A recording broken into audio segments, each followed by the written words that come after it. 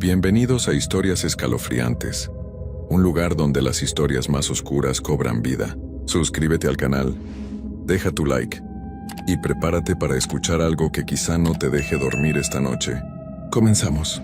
Hay decisiones que parecen simples, decisiones que parecen ser actos de bondad, decisiones que parecen correctas en el momento, pero que resultan ser los errores más grandes que podemos cometer. A veces cuando encontramos algo abandonado, cuando encontramos a un animal que parece estar sufriendo, cuando nuestro corazón nos impulsa a ayudar, no nos detenemos a pensar, no nos detenemos a cuestionarnos, no nos detenemos a preguntarnos si lo que estamos a punto de hacer es correcto. Y cuando finalmente comprendemos que cometimos un error, cuando finalmente entendemos la verdad sobre lo que trajimos a nuestras vidas, es demasiado tarde. Ya hemos abierto una puerta que no puede ser cerrada. Esta es mi historia. La historia de cómo cometí el mayor error de mi vida. La historia de cómo casi pierdo todo por intentar ser compasivo. Mi nombre es Manuel. Vivo en el estado de Guerrero. Tengo 53 años. He trabajado en el rancho durante la mayor parte de mi vida. He tenido animales. He trabajado la tierra. He vivido una vida simple. Una vida tranquila. Una vida que parecía estar bien. Una tarde que parecía ser como cualquier otra. Salí al monte a cortar leña. Necesitaba madera. Necesitaba combustible para la casa. Necesitaba preparar cosas para el invierno. Mientras caminaba por el monte, mientras buscaba árboles que pudiera cortar, me encontré con un animal. Encontré un cerdo negro. El animal era extremadamente delgado. Parecía estar desnutrido. Parecía estar sufriendo. Parecía haber sido abandonado. Parecía necesitar ayuda desesperadamente. Miré al cerdo. El cerdo me miró a mí. Y algo en mis instintos me hizo querer ayudarlo. Algo en mi corazón me dijo que debería salvarlo. El cerdo tenía una apariencia diferente a la de los demás puercos que había visto. Parecía ser más grande. Parecía ser más fuerte. Pero al mismo tiempo parecía estar debilitado. Parecía estar casi muerto. Decidí llevármelo. Decidí traerlo a mi rancho. Decidí que lo cuidaría. Decidí que lo recuperaría. Decidí que le daría una segunda oportunidad. Lo llevé al rancho. Lo metí en uno de los corrales donde tenía más cerdos. Pensé que entre los demás animales estaría mejor. Pensé que podría recuperarse. Pensé que había hecho lo correcto. Esa misma noche, esa noche después de traer el cerdo, mientras descansaba en mi casa, mientras intentaba dormir, comencé a escuchar ruidos extraños que provenían de los corrales. Los ruidos eran perturbadores. Eran como si los animales estuvieran asustados. Eran como si algo malo estuviera sucediendo. Eran como si hubiera una pelea, como si hubiera violencia. No pude dormir esa noche. No pude descansar. Solo escuché los ruidos. Solo esperé a que llegara el amanecer. Cuando finalmente amaneció, cuando la luz llegó, fui a revisar los corrales. Fui a ver qué había sucedido durante la noche. Lo que encontré me aterró. Encontré uno de mis puercos, uno de los animales que tenía desde hacía años. Lo encontré sin vida. No había heridas visibles, no había sangre. El animal simplemente estaba muerto. Simplemente había dejado de vivir. Y lo más extraño, lo más aterrador, era que el cerdo negro permanecía en una esquina del corral, completamente quieto, solamente observándome, con esos ojos que parecían contener inteligencia, con esos ojos que parecían estar burlándose. Sentí miedo. Sentí que algo no estaba bien, pero intenté convencerme de que tal vez el cerdo negro había atacado al otro, que tal vez eran peleas entre animales, que tal vez era solo naturaleza. La noche siguiente volvió a escuchar los mismos ruidos, los mismos sonidos que me aterraban, los mismos ruidos que indicaban que algo malo estaba sucediendo. Me asomé esa noche.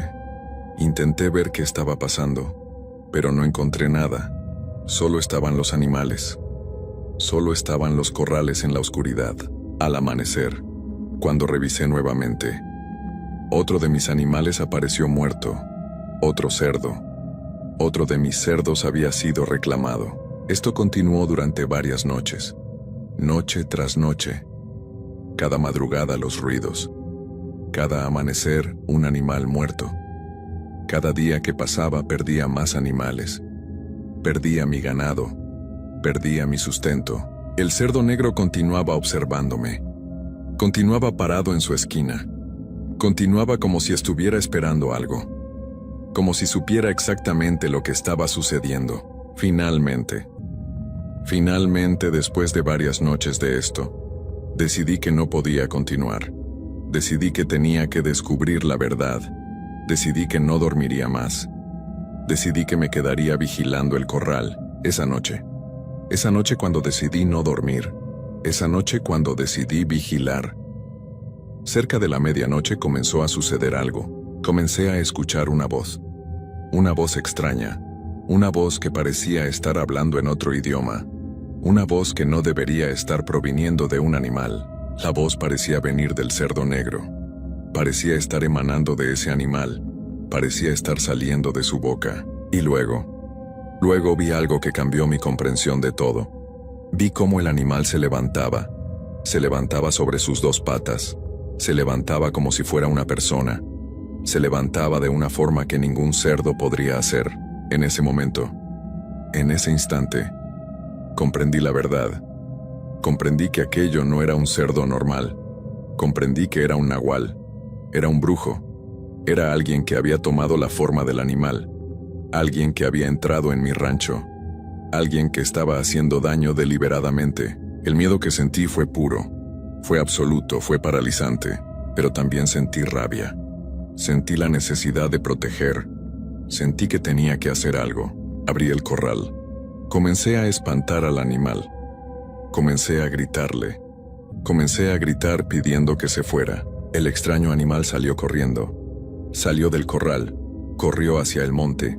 Corrió desapareciendo entre la oscuridad. Me quedé temblando. Me quedé asustado. Me quedé sabiendo que lo que había visto era real. Me quedé comprendiendo que había traído a casa algo maligno. Al día siguiente, cuando todavía estaba asustado, cuando todavía temblaba, decidí que necesitaba ayuda. Decidí que necesitaba hablar con alguien que entendiera.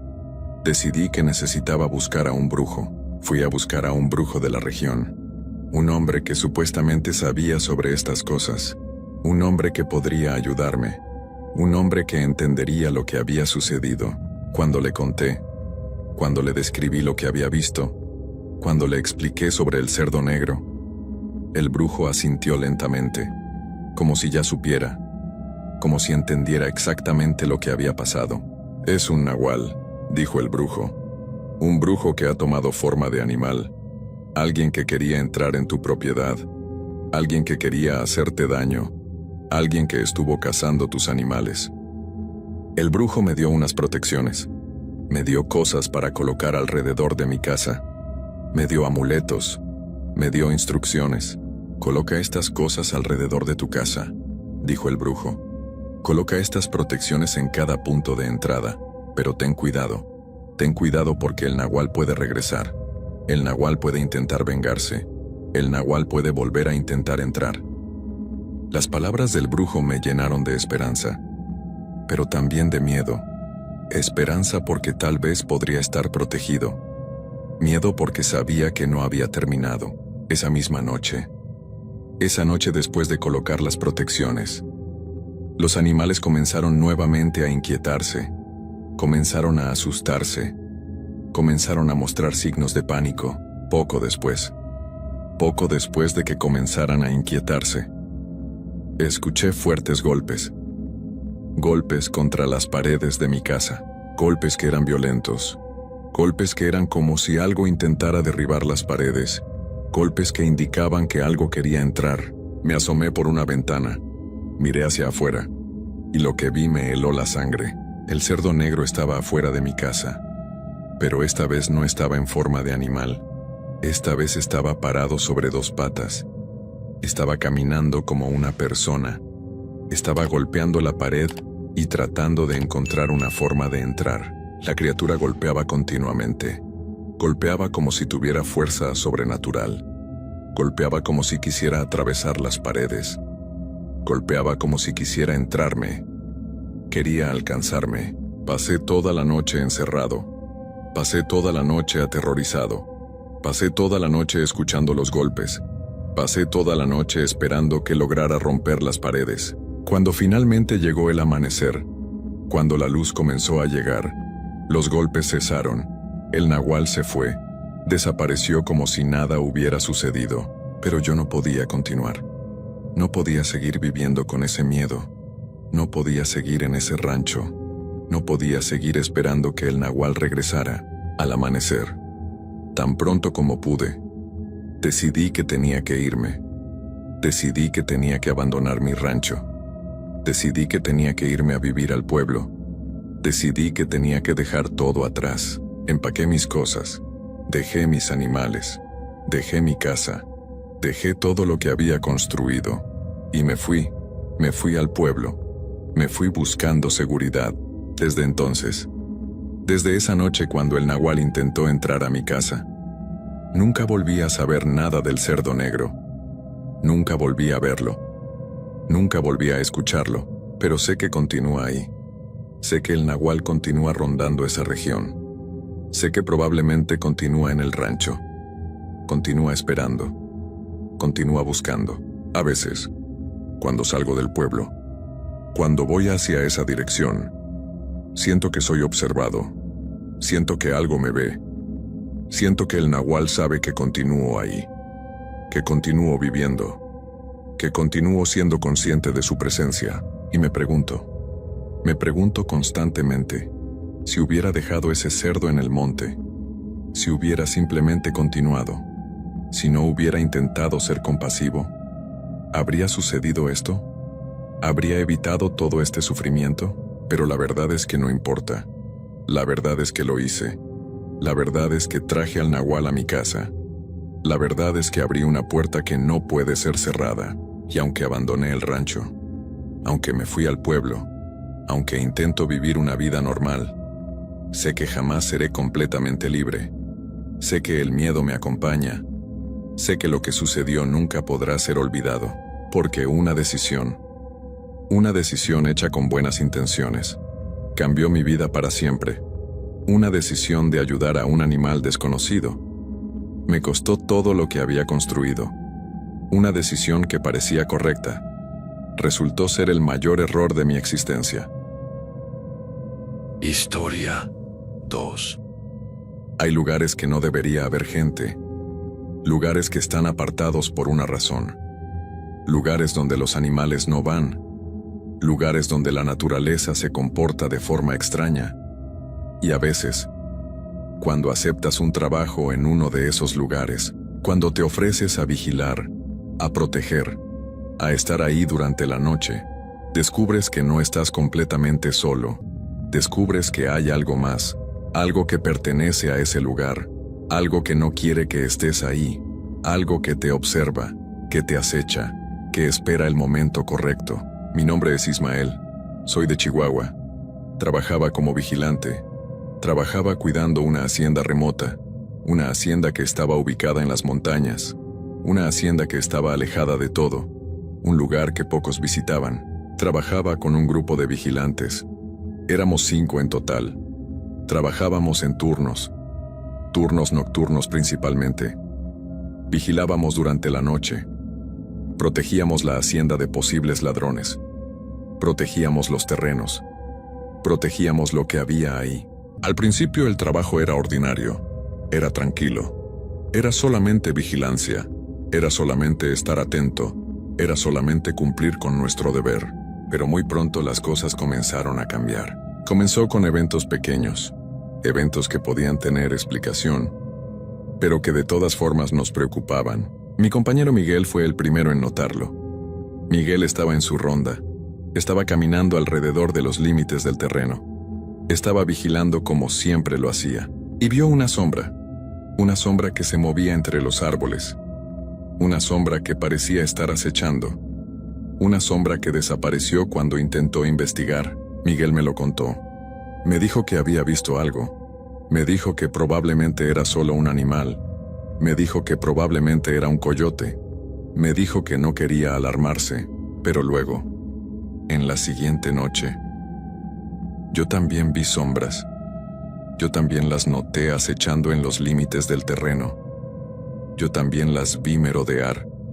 Yo también las vi desaparecer cuando intentaba acercarme, y no eran sombras ordinarias. Eran sombras que se movían de forma extraña. Eran sombras que parecían estar coordinadas.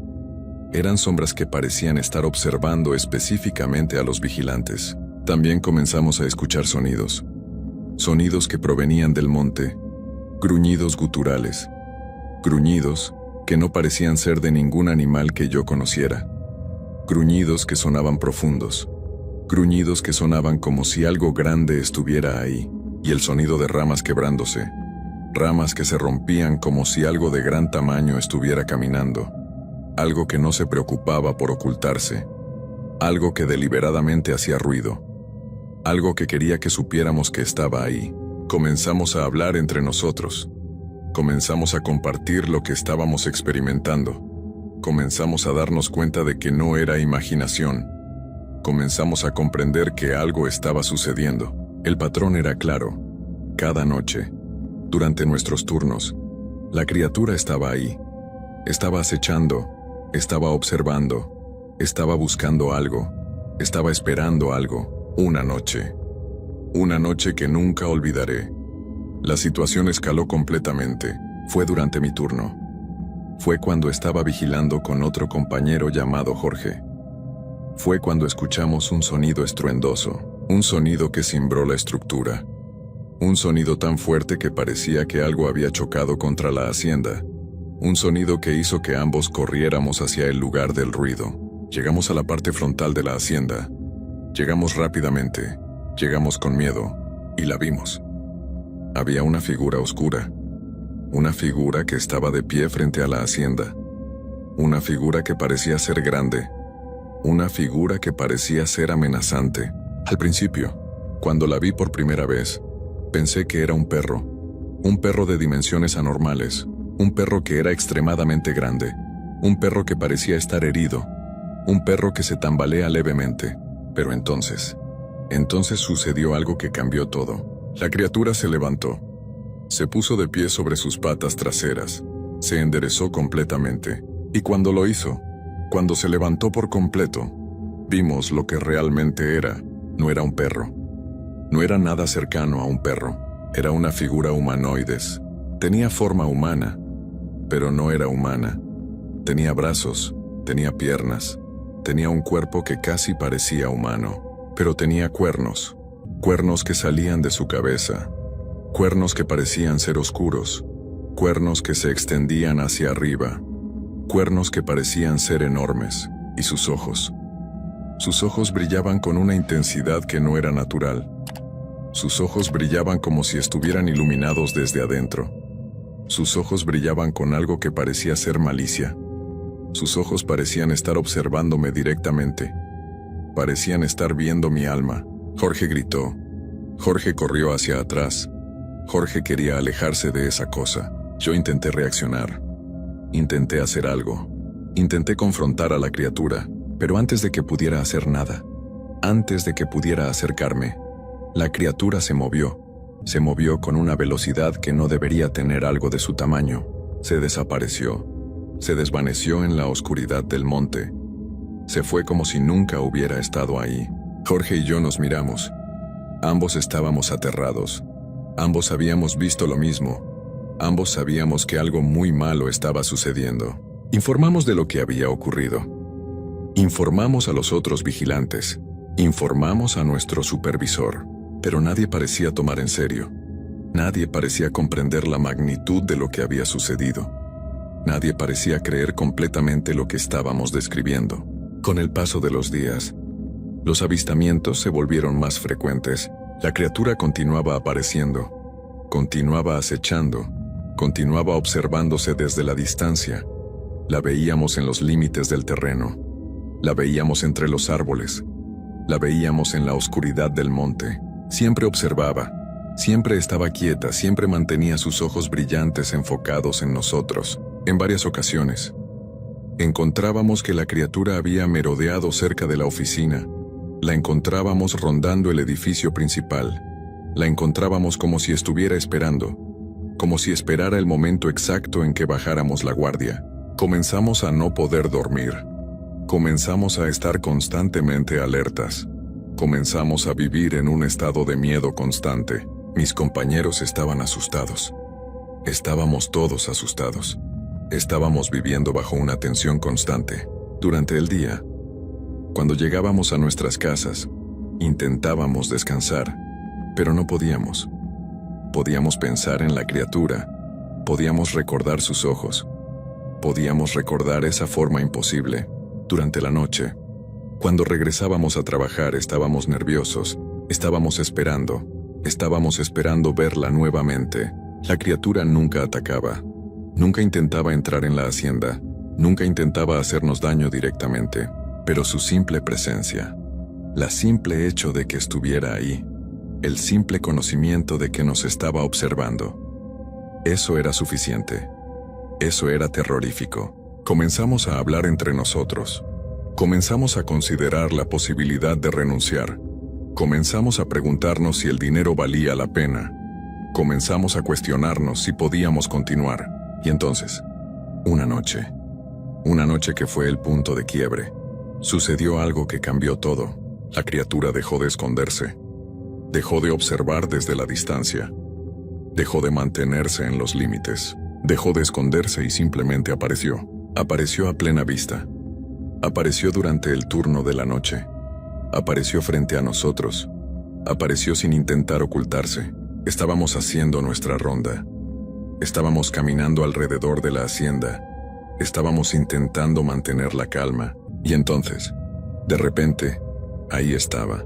La criatura estaba de pie, en el patio principal, bajo la luz de la luna, completamente visible, completamente expuesta, completamente observándonos. Sus ojos brillaban intensamente, su forma era terrible, sus cuernos parecían alcanzar el cielo, su cuerpo parecía ser una abominación, y simplemente se quedó ahí, simplemente nos miró, simplemente esperó.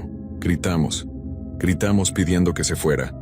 Gritamos pidiendo ayuda, gritamos de puro terror. Pero la criatura no se movió. No hizo nada. Solo continuó observándonos. Solo continuó esperando. En ese momento, en ese instante, comprendimos que no podía continuar. Comprendimos que no podíamos seguir trabajando ahí. Comprendimos que no podíamos continuar viviendo bajo ese miedo. Comprendimos que necesitábamos irnos. Necesitábamos salir de ahí. Necesitábamos escapar. Corrimos hacia la oficina. Entramos rápidamente. Cerré la puerta. Llamé a nuestro supervisor. Le dije que renunciaba. Le dije que todos renunciábamos. Le dije que no podíamos continuar. Le dije que nos íbamos, que nunca volveríamos. Mi supervisor preguntó qué había sucedido. Preguntó por qué de repente todos querían irse. No le conté sobre la criatura. No le conté sobre la forma. No le conté sobre los cuernos o los ojos. Simplemente le dije que había un problema de seguridad, que el lugar no era seguro, que necesitábamos irnos. Empacamos nuestras cosas. Nos fuimos de la hacienda. Nos fuimos esa misma noche. Cuando salimos, cuando conducimos lejos, miré hacia atrás, miré hacia donde estaba la hacienda, y vi la silueta, vi la forma, vi al ser observándonos partir. Se quedó ahí, parado, observando cómo nos íbamos, observando cómo abandonábamos el lugar, observando cómo dejábamos la hacienda en su poder. Desde esa noche, desde que abandoné la hacienda, no he vuelto, no he intentado regresar, no tengo intención de regresar nunca. He hablado con mis compañeros, hemos acordado no hablar demasiado sobre lo que sucedió. Hemos intentado simplemente seguir adelante, hemos intentado olvidar, pero no puedo olvidar completamente. No puedo dejar de pensar en ello, no puedo dejar de ver esos ojos brillantes. A veces, durante las noches, cuando es oscuro, cuando estoy solo, veo sombras, sombras que parecen tener cuernos, sombras que parecen estar observándome, sombras que me recuerdan a la criatura. Hay trabajos que requieren que el hombre entre en lugares donde la naturaleza es salvaje. Hay labores que lo obligan a estar en terrenos remotos. Hay ocupaciones que lo exponen a cosas que no puede controlar. Y a veces cuando el hombre está en esos lugares, cuando está trabajando la tierra, cuando está en medio de la naturaleza sin protección, descubre que no está completamente solo. Descubre que hay cosas, hay seres que también habitan esos espacios, seres que no son completamente naturales, seres que protegen lo que es suyo, seres que no quieren ser molestados. Esta es la historia de Saúl, un hombre que acompañó a su tío a un platanal, un hombre que fue testigo de algo que cambió todo, un hombre que perdió a su tío de una forma que jamás olvidaría, un hombre que descubrió que hay cosas en el mundo que son más poderosas que nosotros, cosas que no podemos vencer. Saúl vivía en el estado de Veracruz, tenía 31 años, trabajaba con su tío Mario en un platanal. El platanal era propiedad de la familia. Era un terreno que habían poseído durante generaciones. Era donde cultivaban plátanos. Era donde ganaban su sustento. Su tío Mario tenía 62 años. Era un hombre fuerte. Era un hombre que conocía el terreno. Era un hombre que había trabajado en el platanal durante casi toda su vida. Mario sabía cómo cuidar las plantas. Sabía cómo trabajar la tierra. Sabía los secretos del cultivo. Una noche que sería como ninguna otra, una noche que cambiaría todo. Mario pidió a Saúl que lo acompañara al platanal. «Necesito que vengas conmigo», dijo Mario. «Durante varios días hemos encontrado hojas destrozadas. Hemos encontrado huellas extrañas alrededor del terreno. Necesito que me ayudes a revisar. Necesito saber qué está sucediendo». Saúl aceptó. Saúl tomó una lámpara. Saúl se preparó para la noche. Ambos se dirigieron al platanal. Cuando llegaron, cuando entraron entre las matas de plátano, cuando comenzaron a revisar las plantas, el terreno parecía estar en orden durante el día, pero algo había sucedido. Algo había dañado las plantas. Algo había dejado huellas. Mientras caminaban entre las matas, mientras revisaban el cultivo, comenzaron a escuchar algo. Escucharon pasos, pasos que los seguían, pasos que no eran de personas, pasos que eran diferentes, pasos que parecían estar rodeándolos. Mario se detuvo. Mario levantó la mano. Mario pidió silencio. «Espera», susurró Mario. «Hay algo aquí, algo está cerca».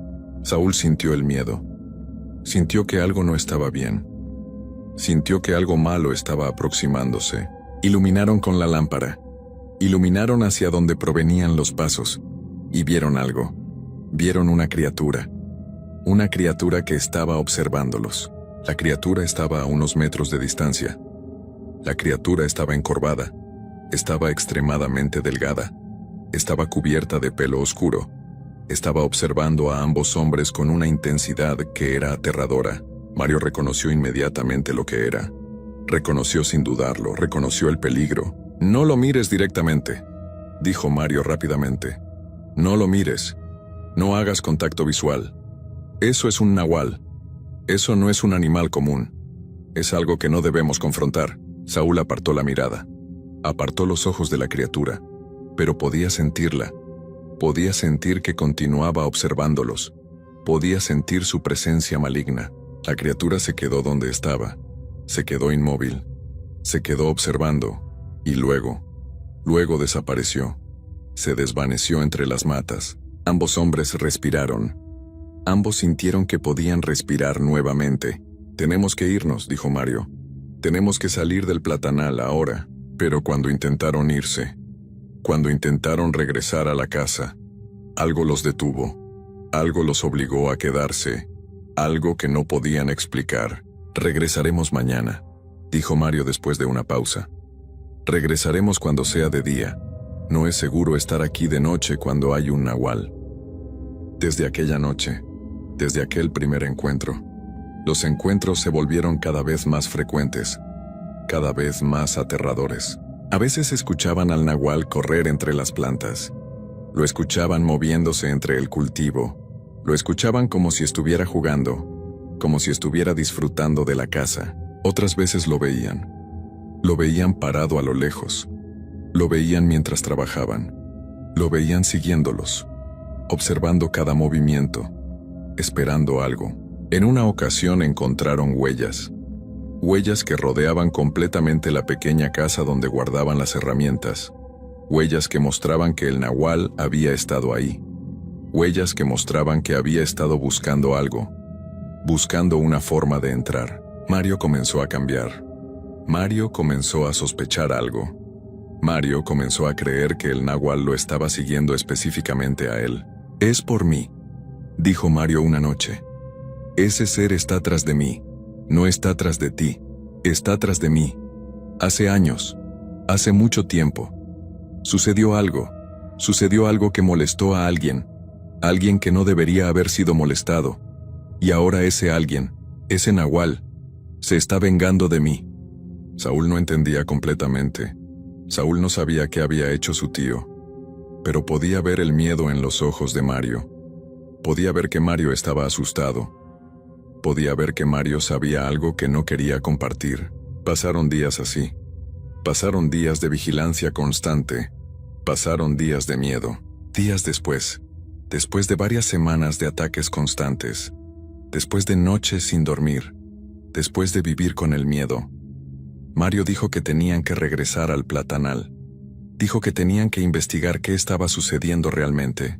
«Tenemos que terminar esto», dijo Mario. «Tenemos que confrontar lo que está sucediendo. No podemos vivir así. Tenemos que ir. Tenemos que resolver esto». Saúl no quería ir. Saúl tenía miedo, pero era su tío. Era Mario. Era alguien a quien respetaba. Así que aceptó. Aceptó ir con Mario nuevamente. Regresaron al platanal al caer la noche. Regresaron sabiendo que era peligroso. Regresaron sabiendo que el nahual estaría ahí. Regresaron de todas formas. Mientras revisaban las plantas, mientras caminaban entre las matas, mientras intentaban trabajar como si nada sucediera, escucharon un sonido fuerte, un sonido que provenía de la vegetación. Fue un ruido ensordecedor. Un ruido que parecía contener furia, un ruido que parecía indicar que el nahual iba a atacar, y luego apareció. El nahual apareció a pocos metros de ellos, apareció de repente, apareció como si surgiera de la nada, y comenzó a perseguirlos. Mario gritó, Saúl gritó. Ambos corrieron desesperadamente hacia el arroyo que atravesaba el terreno, el arroyo que tal vez les permitiría escapar. Corrían entre las matas de plátano, corrían intentando alejarse del nahual, corrían con el miedo acelerando sus corazones, pero el nahual era rápido, era mucho más rápido, era mucho más fuerte y poco a poco se acercaba, y luego. Entonces el nahual alcanzó a Mario, lo alcanzó cuando estaban cerca del arroyo, lo alcanzó y lo derriba. Saúl vio caer a su tío, vio al nahual encima de él, vio la violencia del ataque. Vio que su tío estaba siendo atacado. Quiso detenerse. Quiso regresar. Quiso ayudar a su tío. Pero el instinto de supervivencia fue más fuerte. El instinto lo hizo continuar corriendo. Lo hizo escapar. Lo hizo abandonar a Mario. Saúl corrió. Corrió hasta que sus pulmones ardían. Corrió hasta que no podía continuar. Corrió hasta que finalmente se detuvo. Corrió una distancia enorme. Y entonces se dio cuenta de algo. Se dio cuenta de que Mario no lo seguía. Se dio cuenta de que estaba solo. Se dio cuenta de que había abandonado a su tío. A pesar del miedo. A pesar de querer continuar huyendo. A pesar de cada instinto que le decía que escapara. Saúl decidió regresar. Decidió buscar a su tío. Decidió enfrentar lo que había dejado atrás. Regresó al platanal. Regresó temblando. Regresó sabiendo que probablemente vería algo terrible. Cuando llegó al arroyo, cuando llegó al lugar donde Mario había sido derribado, encontró algo. Encontró las herramientas de su tío. Las herramientas estaban tiradas en el suelo, estaban abandonadas, estaban manchadas. Saúl siguió el rastro, siguió las huellas, siguió lo que parecía ser un sendero de arrastre que llevaba hacia la orilla del arroyo. Cuando llegó a la orilla, cuando miró hacia el agua, encontró a su tío, Mario estaba tendido en la orilla. Estaba boca abajo. Estaba completamente inmóvil. Saúl se acercó temblando. Saúl avanzó lentamente. Saúl quería negar lo que veía. Saúl quería creer que Mario solo estaba inconsciente, pero cuando llegó, cuando se arrodilló junto a su tío, cuando lo tocó, supo la verdad. Supo que Mario ya no estaba. Supo que su tío había sido llevado por el nahual. Supo que Mario había muerto. Saúl gritó. Gritó en la oscuridad. Gritó pidiendo ayuda. Gritó llamando a su tío. Gritó en la angustia, pero nadie respondió. Solo estaba la noche. Solo estaba el sonido del arroyo. Solo estaba el silencio que seguía a la tragedia. Saúl regresó al pueblo. Regresó a informar sobre lo que había sucedido. Regresó a contar la verdad. Formaron un grupo de búsqueda. Buscaron el cuerpo de Mario. Buscaron al nahual. Buscaron respuestas. Encontraron a Mario. Lo encontraron en el arroyo donde Saúl lo había dejado. Lo llevaron de regreso al pueblo. Lo enterraron. Pero Saúl jamás se recuperó. Jamás se recuperó del trauma de esa noche. Jamás se recuperó de la pérdida de su tío. Jamás se recuperó de la culpa de haber huido. Jamás se recuperó de lo que fue obligado a presenciar. Saúl continúa viviendo en Veracruz. Continúa en el mismo pueblo. Continúa viendo el platanal desde la distancia. Continúa sabiendo que el nahual sigue ahí. Continúa sabiendo que lo que mató a Mario continúa rondando, a veces. Cuando Saúl pasa cerca del platanal, cuando camina por el camino que lo rodea, escucha pasos que lo siguen, escucha pasos que suenan como los del nahual, y Saúl sabe que no está a salvo. Sabe que el nahual pudo haber querido a Mario, pero sabe que también es consciente de su presencia. Sabe que tal vez, algún día, el nahual regrese por él. Historia 2. Hay cosas que no debemos ver, cosas que suceden en la oscuridad, cosas que están ocultas, cosas que la gente común no presencia. Y hay personas que practican esas cosas, personas que trabajan en la oscuridad, personas que realizan rituales, personas que tienen intenciones que no podemos comprender. Y a veces, cuando ves algo que no deberías haber visto, cuando presencias un ritual que no era para tus ojos, descubres que ya no puedes seguir como si nada hubiera sucedido. Descubres que has visto algo que no se puede desear ver. Descubres que hay consecuencias que afectan no solo a ti, sino a todos los que amas. Roberto tenía 38 años y vivía en México.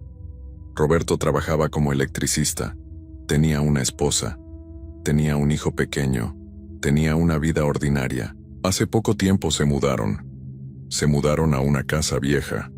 Una casa que era grande pero antigua. Una casa que había estado vacía durante mucho tiempo. Una casa que probablemente tenía historias que contar. La casa estaba ubicada a las afueras de la ciudad. Estaba rodeada de árboles. Estaba en un lugar apartado. Un lugar tranquilo pero también desolado. Desde que se mudaron. Desde el primer día. Roberto comenzó a escuchar cosas. Comenzó a escuchar murmullos. Murmullos que provenían del patio trasero. Murmullos que sonaban como si alguien estuviera hablando. Hablando en voz baja. Hablando durante la noche.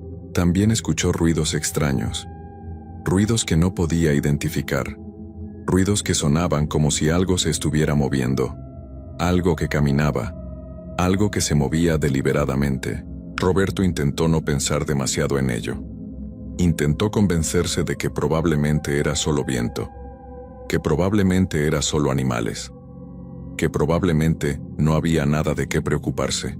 Pero sabía que no era verdad. Sabía que había algo sucediendo en el patio trasero. Sabía que algo estaba ocurriendo durante la noche, una madrugada.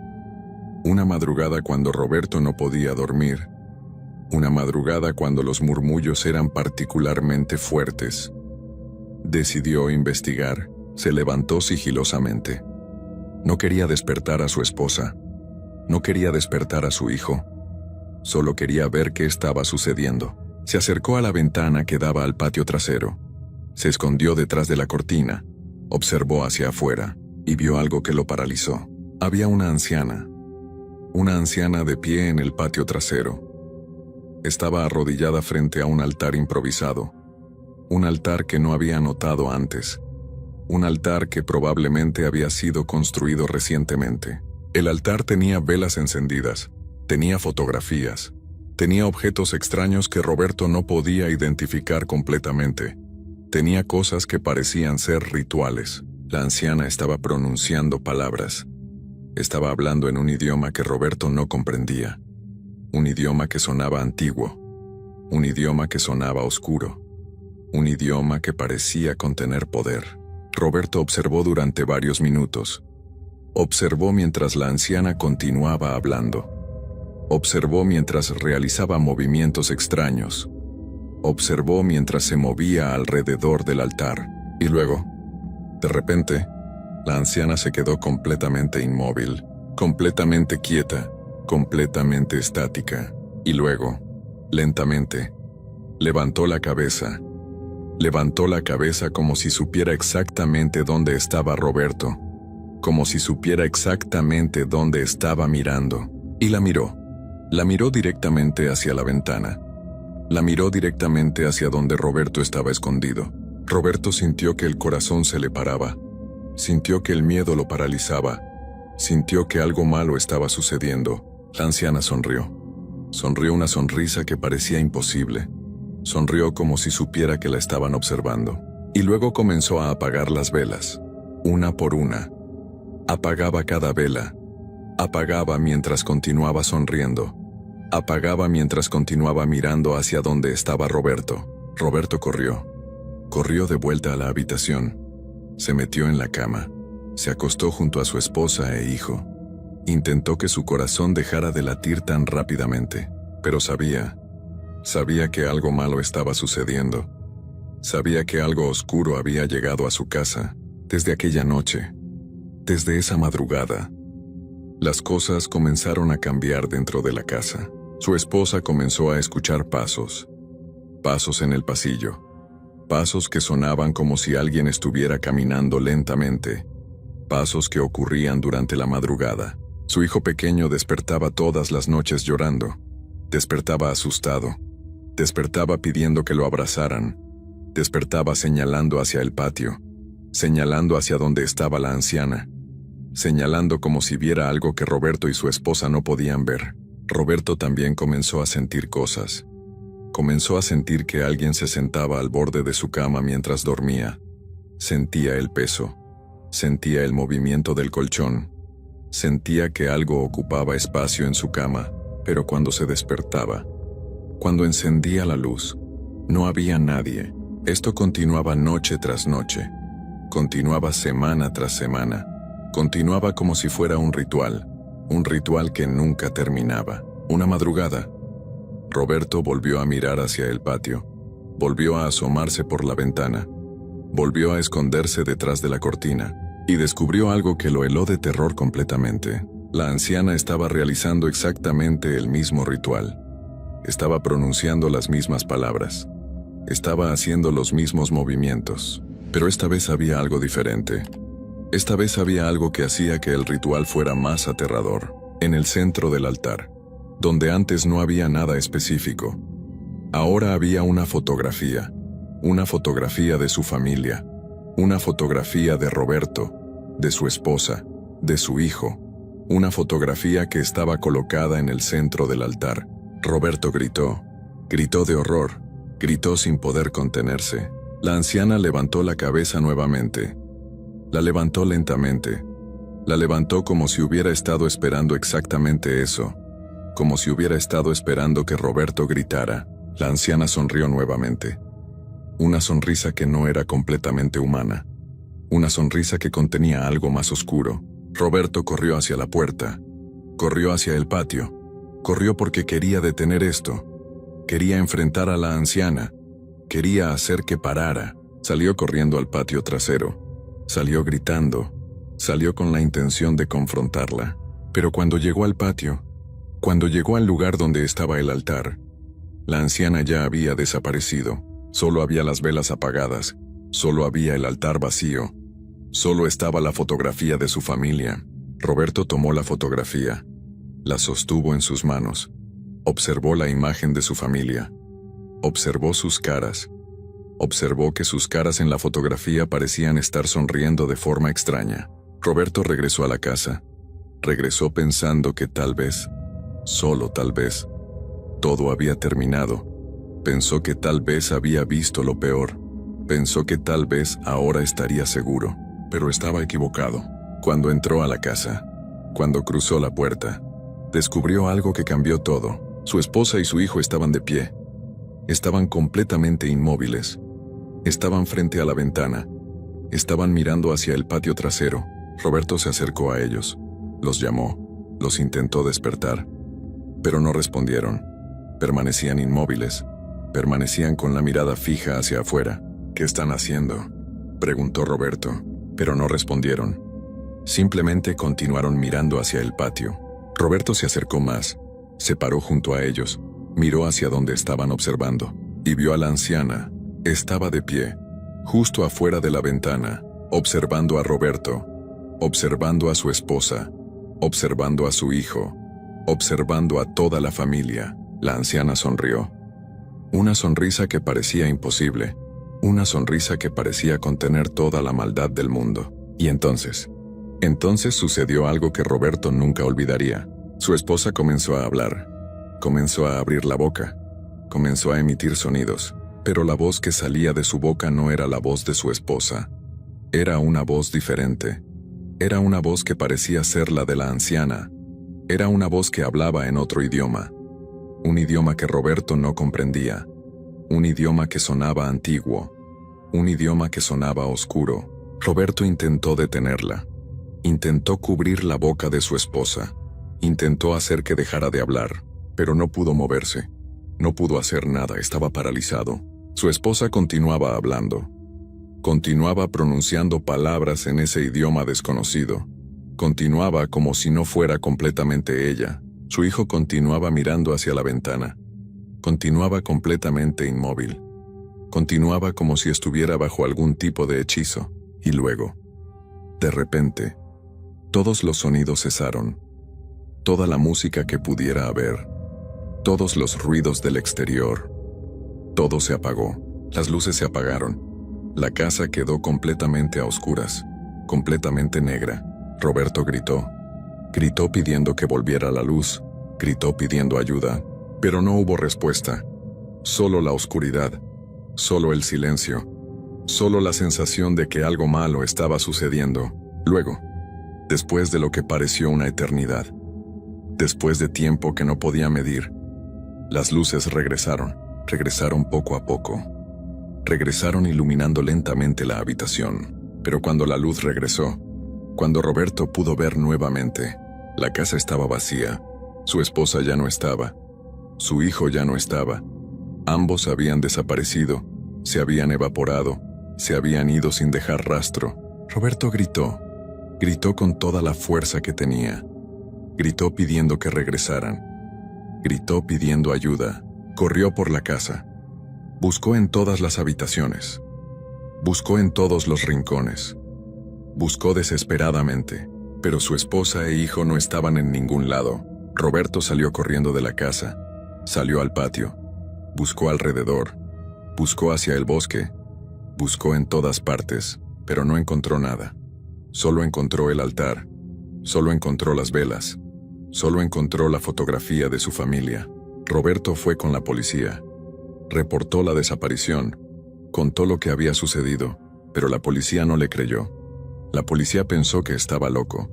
La policía no encontró evidencia de lo que había ocurrido. Buscaron durante días. Buscaron durante semanas. Pero nunca encontraron a su esposa e hijo. Roberto nunca fue igual después de eso. Después de la desaparición. Después de la noche terrible. Roberto comenzó a cambiar. Comenzó a perder la razón. Comenzó a alejarse de la realidad. Comenzó a hablar solo. Comenzó a ver cosas que no estaban ahí. Comenzó a escuchar voces que solo él podía escuchar. La gente del pueblo comenzó a decir que Roberto se había volvido loco. Decían que hablaba solo durante las noches. Decían que podían escucharlo gritando en su casa. Decían que estaba completamente fuera de sí. Roberto fue llevado a una institución. Fue trasladado a un lugar donde pudieran cuidarlo. Fue colocado donde pudieran vigilarlo. Pero incluso ahí, incluso en la institución, Roberto continuaba hablando solo. Continuaba escuchando voces.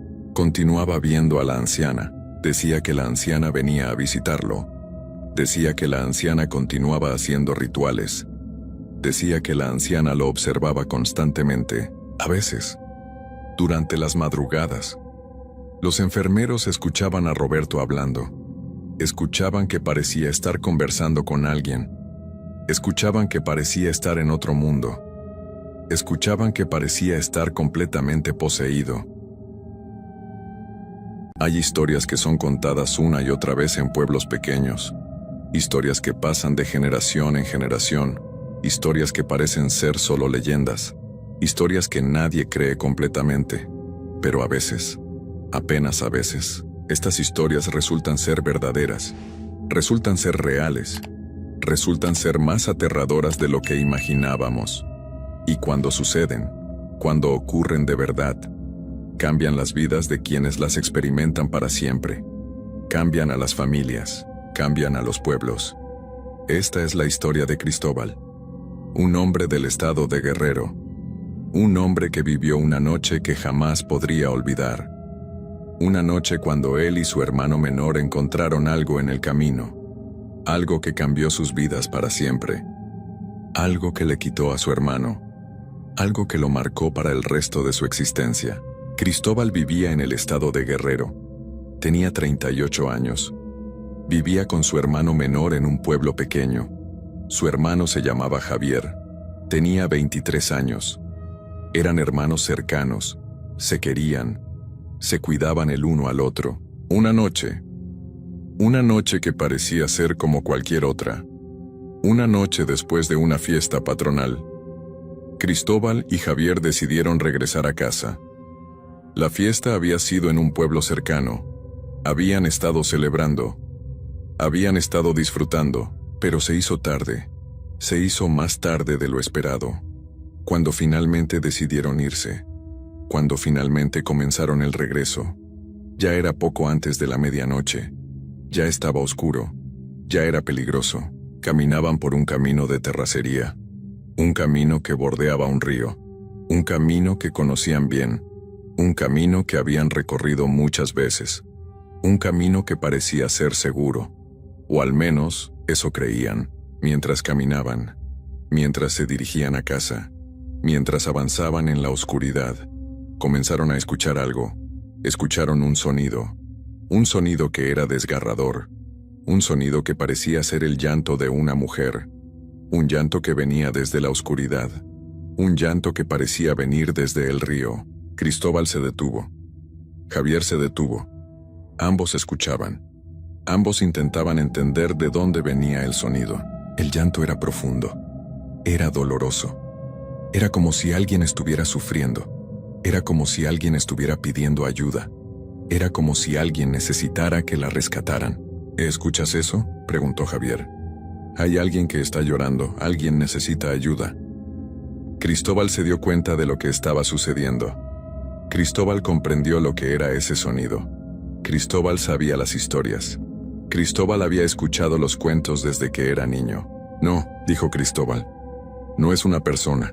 Nos tenemos que ir. Ahora. Tenemos que marcharnos. Pero Javier no escuchaba. Javier estaba convencido. Javier estaba seguro de que alguien necesitaba ayuda. Javier no quería dejar a alguien en peligro. Es una mujer, dijo Javier. Está llorando, necesita ayuda, no podemos simplemente dejarla. Javier ignoró las advertencias. Javier ignoró las palabras de su hermano. Javier se acercó a la orilla. Javier se dirigió hacia donde provenía el llanto. Cristóbal intentó detenerlo. Cristóbal lo llamó. Cristóbal le pidió que regresara, pero Javier no le hacía caso. Javier continuaba avanzando. Cuando Javier llegó a la orilla, cuando se acercó lo suficiente, cuando miró hacia la oscuridad, alcanzó a distinguir algo. Alcanzó a ver la figura de una mujer. Una mujer que estaba en el río. Una mujer que era muy alta. Una mujer que estaba vestida de blanco. Su rostro estaba oculto. Su rostro estaba cubierto por su largo cabello negro. Su cabello caía sobre su cara ocultándola, ocultando su identidad, ocultando lo que debajo. Y luego la figura levantó lentamente la cabeza. Levantó la cabeza hacia Javier. Apartó lentamente el cabello. Reveló lo que estaba debajo. Cristóbal no vio claramente qué era, pero vio a su hermano. Vio la reacción de Javier. Vio el terror en su cara. Vio el pánico. Vio el miedo absoluto. Y eso fue suficiente. Eso fue suficiente para que Cristóbal supiera que algo malo estaba sucediendo. Eso fue suficiente para que Cristóbal gritara. Eso fue suficiente para que ambos hermanos huyeran. Javier corrió. Corrió lejos del río. Corrió hacia donde estaba Cristóbal. Corrió como si algo lo persiguiera. Corrió como si su vida dependiera de ello. Ambos hermanos corrieron. Corrieron por el camino. Corrieron hacia el pueblo. Corrieron en la oscuridad. Corrieron sin mirar atrás. Cuando finalmente llegaron a casa. Cuando finalmente se encerraron. Cuando finalmente se sintieron seguros. Ambos estaban temblando. Ambos estaban asustados. Ambos sabían que lo que habían visto no era completamente humano. Esa noche después del encuentro, Javier no durmió. Se quedó despierto, temblando, asustado. Pero desde esa noche, desde esa madrugada en que vieron a la mujer, desde ese encuentro junto al río, Javier cambió. Javier comenzó a cambiar. Comenzó a escuchar el mismo llanto cada madrugada, cada noche, cada madrugada. Escuchaba el llanto, el desgarrador llanto de la mujer, el llanto que venía desde el río, y decía que la mujer aparecía cada vez más cerca de su ventana. Decía que la mujer estaba afuera, observando, esperando, llamándolo. La voz de la mujer. Su voz era triste, era escalofriante, era como si viniera del más profundo dolor, era como si viniera del sufrimiento eterno, era como si llamara desde el infierno mismo. Y la mujer lo llamaba por su nombre, llamaba a Javier, lo llamaba con esa voz desgarradora, lo llamaba cada noche. El comportamiento de Javier cambió. Cristóbal notaba el cambio, notaba cómo su hermano se deterioraba, notaba cómo se consumía lentamente. Javier dejó de dormir completamente. Se quedaba despierto toda la noche, escuchando, esperando la voz de la mujer. Comenzó a caminar sonámbulo, comenzó a levantarse de la cama, comenzó a caminar por la casa. Caminaba como si estuviera hipnotizado, caminaba como si no tuviera control sobre sus movimientos, y decía que la mujer lo quería, que la mujer quería que la siguiera, que la mujer quería que fuera con ella al río, que la mujer lo estaba llamando, que cada noche estaba más cerca. Cristóbal intentó ayudar, Cristóbal intentó hacer algo, Cristóbal buscó ayuda, buscó a un curandero, buscó a un sacerdote, buscó a alguien que pudiera ayudar. El curandero realizó limpias, el curandero realizó rituales, el curandero hizo todo lo que pudo, pero nada funcionaba. El llanto continuaba. La mujer continuaba llamando. Javier continuaba siendo atormentado. Cristóbal también intentó impedir que Javier saliera de casa por las noches. Trancaba las puertas, cerraba todas las salidas, vigilaba a su hermano durante la noche, intentaba mantenerlo seguro, pero los encuentros continuaban. Los encuentros continuaban de todas formas. El llanto continuaba siendo escuchado. La mujer continuaba llamando. Los encuentros se volvieron cada vez más aterradores, cada vez más cercanos, cada vez más insoportables. Javier se debilitaba día a día, se debilitaba poco a poco. Parecía estar consumiéndose, parecía estar siendo drenado de su energía, parecía estar siendo absorbido por algo. Sus ojos se hundían, su cuerpo se adelgazaba, su mente se debilitaba. Javier se estaba muriendo lentamente. Cristóbal lo veía.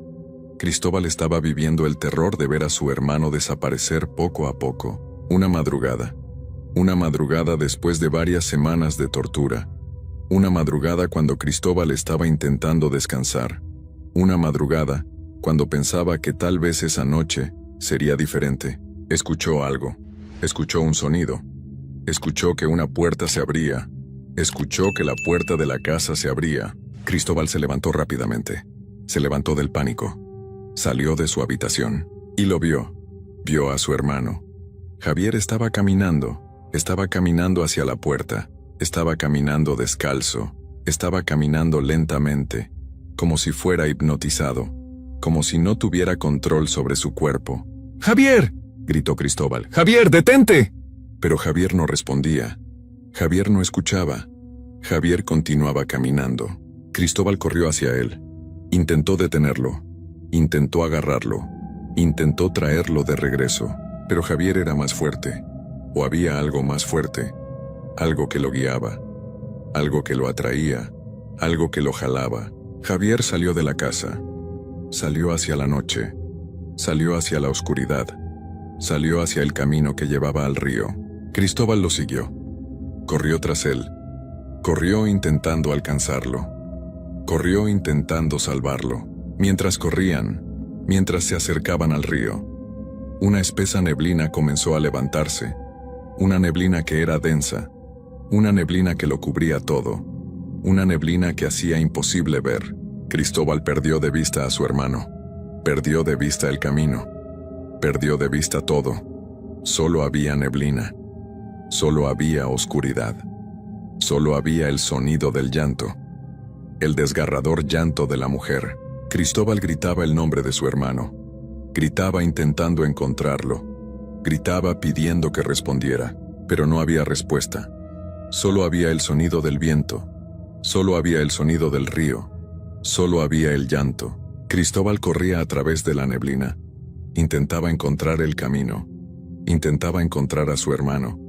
Intentaba hacer algo, cualquier cosa, y luego la neblina comenzó a desaparecer. Lentamente, muy lentamente, la neblina se levantó, se disipó, se esfumó, y cuando finalmente desapareció, cuando Cristóbal pudo ver nuevamente, cuando la visibilidad regresó, lo que vio lo paralizó. Su hermano no estaba. Javier había desaparecido, se había ido, se había evaporado en la neblina, pero había algo.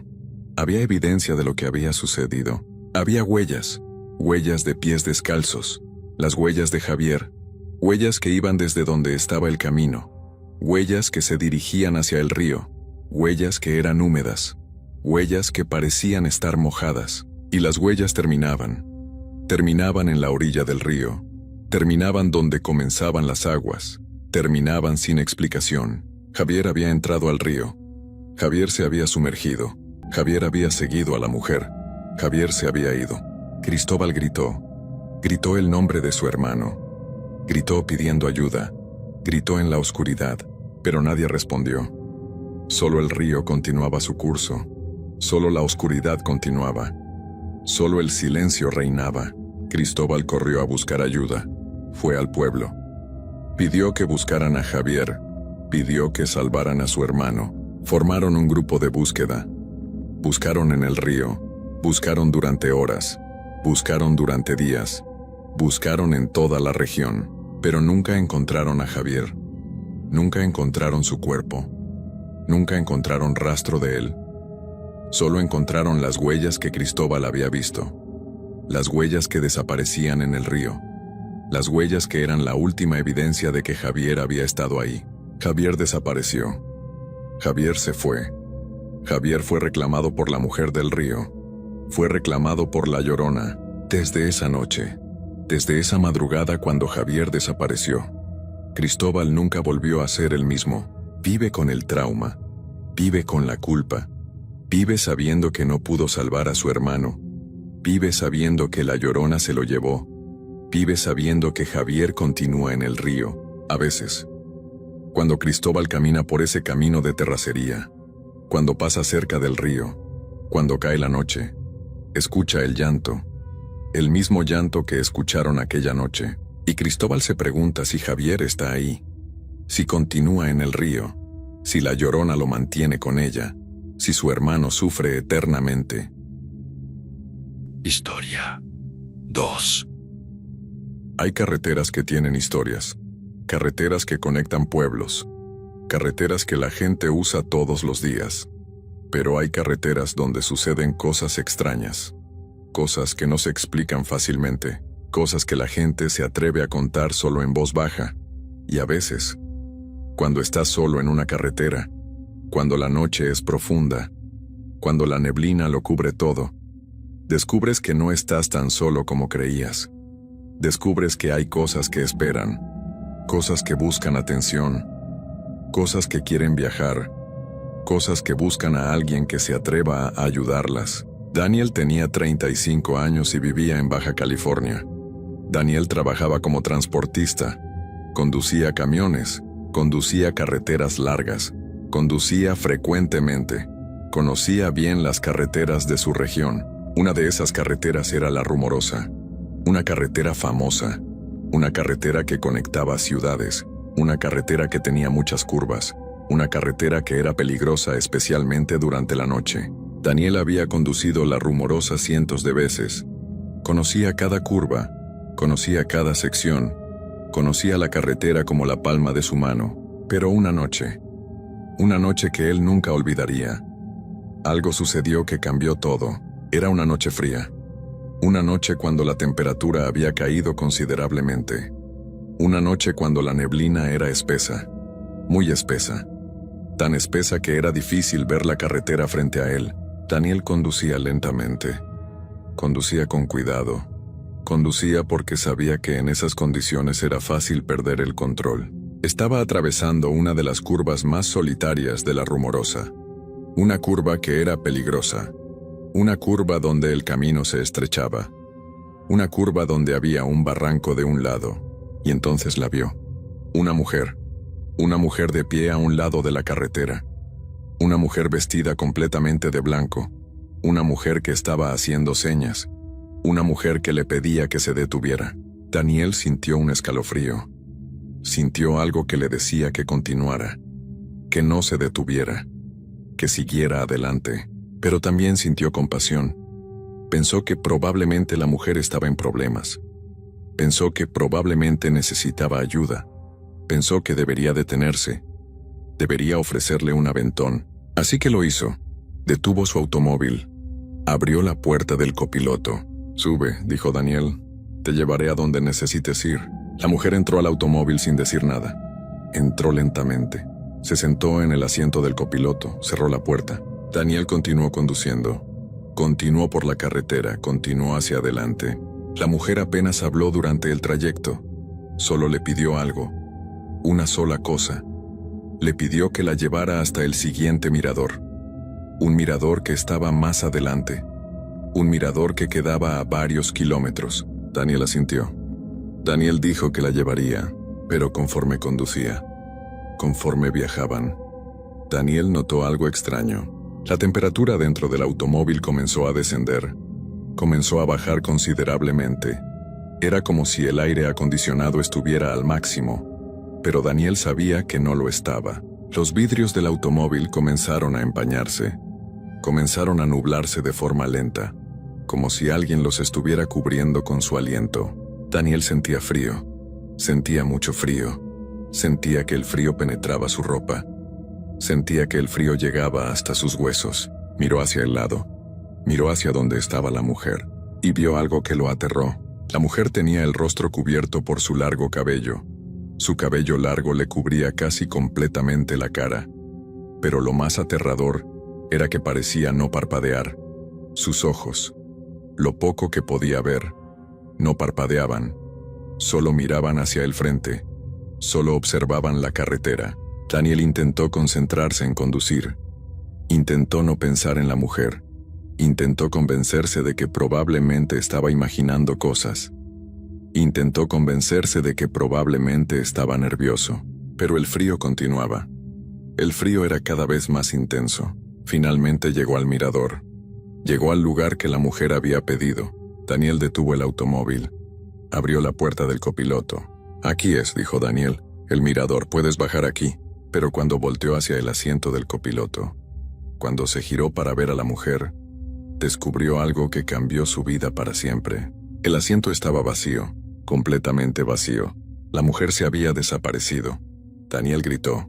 Gritó de sorpresa, gritó de terror, gritó sin saber exactamente por qué. Miró alrededor del automóvil, miró en el asiento, miró en el piso, miró en todos lados. Pero la mujer no estaba, solo quedaba una marca de humedad sobre el asiento del copiloto. Como si la mujer hubiera estado sudando, como si su cuerpo hubiera dejado un rastro de humedad. Y el frío intenso no desaparecía. El frío continuaba dentro del automóvil. El frío que parecía no ir a terminar nunca. Daniel encendió el motor nuevamente. Condujo lejos del mirador. Condujo rápidamente. Condujo porque quería alejarse de ese lugar. Quería llegar a un lugar seguro. Quería entender qué había sucedido, pero en realidad, sabía que algo sobrenatural había ocurrido. Sabía que la mujer no era una mujer ordinaria. Sabía que algo malo había sucedido en su automóvil, desde aquella noche, desde ese encuentro terrible. Daniel asegura que cada vez que vuelve a cruzar la Rumorosa, ve a la misma mujer. Ve su silueta esperando a un costado de la carretera. Ve a la mujer vestida de blanco. Ve cómo levanta su mano, cómo hace señas, cómo pide un aventón. Daniel siempre pasa de largo. Nunca se detiene, nunca para a recogerla. Pero lo más aterrador, lo que realmente lo aterroriza, es lo que sucede después, sin importar cuánto acelere, sin importar cuánto aumente la velocidad, sin importar cuán lejos conduzca. La mujer siempre aparece, siempre reaparece, siempre está esperando más adelante. Daniel ve cómo acelera, ve cómo pasa el punto donde estaba la mujer. Piensa que finalmente se ha alejado. Piensa que finalmente ha escapado, pero luego, después de conducir varios kilómetros, después de estar seguro de que la ha dejado atrás, ve algo que lo aterroriza. La mujer está ahí, está esperando nuevamente, está en otro punto de la carretera, está a un lado del camino, está levantando su mano, está pidiendo un aventón. Es como si la mujer se hubiera transportado. Es como si estuviera saltando de un lugar a otro. Es como si estuviera jugando con él. Daniel intenta ir más rápido. Intenta dejarla atrás más distancia. Intenta escapar, pero no importa qué haga. No importa cuánto acelere. La mujer continúa apareciendo. Continúa reapareciendo cada pocos kilómetros. Continúa esperando con su mano levantada. Daniel ha tratado de no volver a conducir por la Rumorosa. Ha tratado de tomar rutas alternas. Ha tratado de evitar esa carretera a toda costa, pero su trabajo requiere que conduzca esa carretera. Su trabajo lo obliga a pasar por ahí. Su trabajo lo pone en contacto con la mujer una y otra vez, cada vez que conduce la carretera, cada vez que sale por la noche, cada vez que la neblina es espesa. Daniel ve a la mujer, la ve esperando, la ve pidiendo un aventón. Daniel nunca ha vuelto a parar. Daniel nunca ha vuelto a detenerse. Daniel simplemente acelera. Simplemente pasa de largo. Simplemente intenta convencerse de que no es real, pero sabe que es real. Sabe que la mujer está ahí. Sabe que la mujer continúa esperando.